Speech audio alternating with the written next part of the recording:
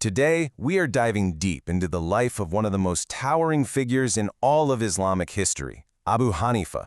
Now, his name is known and respected by millions, but his real story, well, it's way more complex and, honestly, more surprising than you might think. So, let's get into it.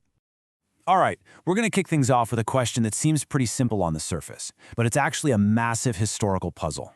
Was the man people call the greatest imam actually a Sunni? The answer is going to take us on a journey right back to the very beginnings of Islamic thought. I mean, there is absolutely no debating his influence. The Hanafi school of law, which comes directly from him, is the most followed in the entire Sunni world today. But here's the twist. The man himself, Abu Hanifa, lived and died before all these labels were really locked in. That makes figuring out his true identity a fascinating piece of detective work. So to really understand Abu Hanifa, you first have to understand the world he lived in. And let me tell you, it was a time of huge political and intellectual upheaval, a world that didn't have the neat, clear dividing lines that we're so used to today.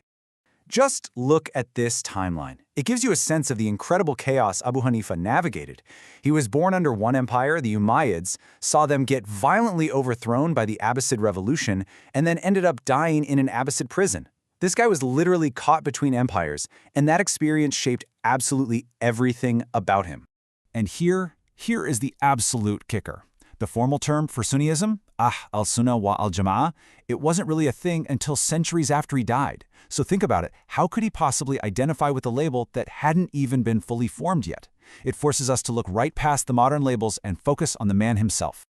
And the best way to do that is to look at his relationships, especially one incredible relationship that crossed the very sectarian lines that would become so rigid long after he was gone. You see, his hometown of Kufa was this amazing melting pot of ideas. And right there, Abu Hanifa studied with, get this, Imam Ja'far al-Sadiq. For those who don't know, that's the sixth imam in the Shiite tradition and a direct descendant of the Prophet Muhammad. This connection is it's absolutely central to understanding who Abu Hanifa was.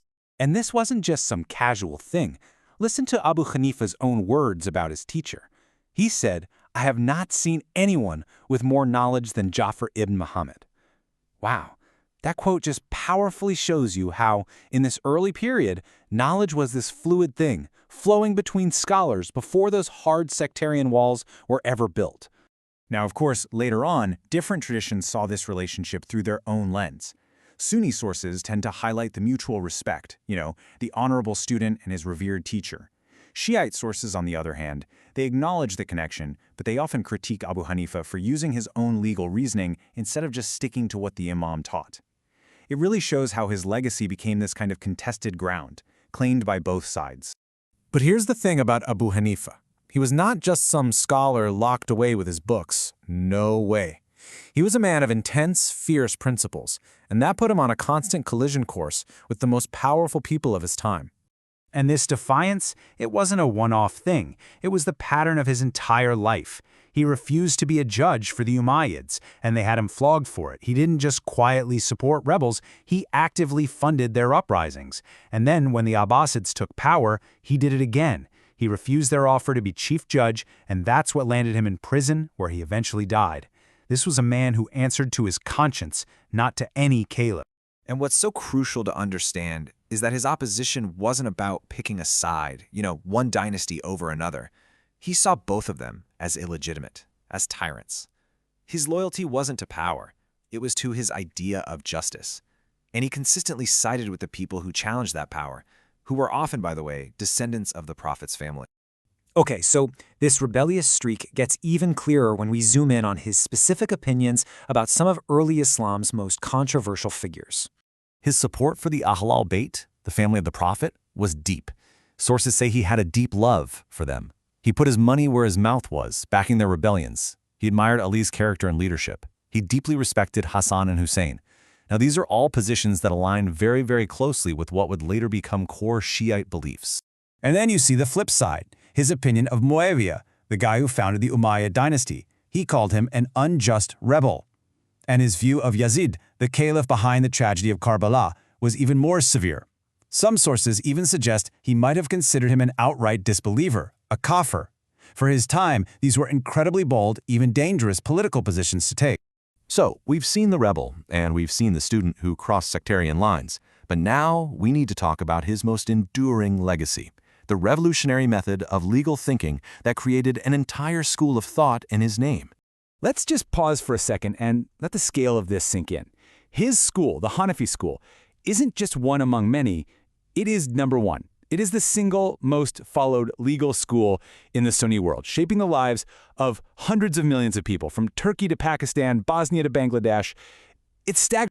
So what was his secret sauce? What made his method so wildly successful? Well, this table breaks it down. While other schools were focusing on, say, the specific practices of the city of Medina, or a very strict literal reading of the text, the Hanafi school championed using reason, analogy, and what's called juristic preference. This created a legal framework that was super flexible, super adaptable, which is exactly why it was able to flourish in so many different cultures all over the world. You know, the funny thing is, he never set out to create a sect or a school. He just developed this really powerful method for solving legal problems. It was his students who took his teachings, compiled them, and that rational, practical approach became so influential that it was basically absorbed into the mainstream, becoming a foundational pillar of what we now call Sunniism.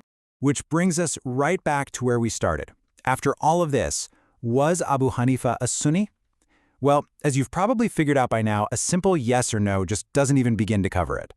Really, the best way to describe him is as a pre-sectarian giant, a man who lived before all the lines were drawn in the sand. He was a rationalist, a rebel, a student of a Shiite imam. His work was absolutely fundamental to building the tradition that became Sunniism. But his own life, his own beliefs, they're just too big, too complex to be squeezed into any one of our modern boxes. And that kind of leaves us with one last big thought to chew on. The legacy of Abu Hanifa shows us that the history of these ideas is never as neat and tidy as we want it to be. And it forces us to ask, how does a thinker who completely defied the labels of his own time end up defining the boundaries for millions in a world that is now shaped by them?